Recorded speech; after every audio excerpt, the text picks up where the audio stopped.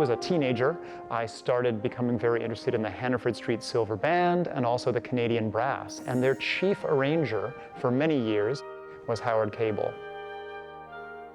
He was doing a concert out in Lethbridge, as I recall, and someone came to the concert and said, "I love your music, I love your arrangements, but what I'm hearing is music from Ontario, Quebec, the Atlantic provinces. Why is there no music from Saskatchewan, Alberta, from the prairies, from the Rockies?"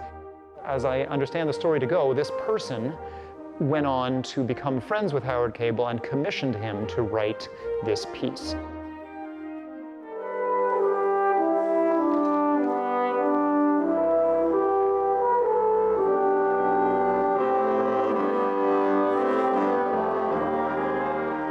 He took a number of Western folk tunes, including some First Nations music. There's something called the Owl Dance that ends the piece, but also what I guess we'd call cowboy songs and rancher songs, and created a suite.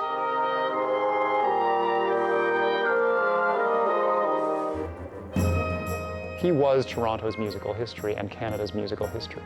This is a man who had a career that was over 70 years long.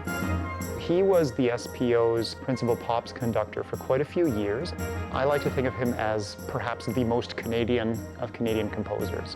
He touched so many musicians and listeners in that way. What Howard taught me, and I think many other composers, arrangers, and music lovers in the country, is that Canadian folk music isn't something that belongs in a museum, but it's something to be played with. So by arranging folk music, we create a kind of playground for musicians and listeners to play in. And I think that's Howard's legacy on this recording.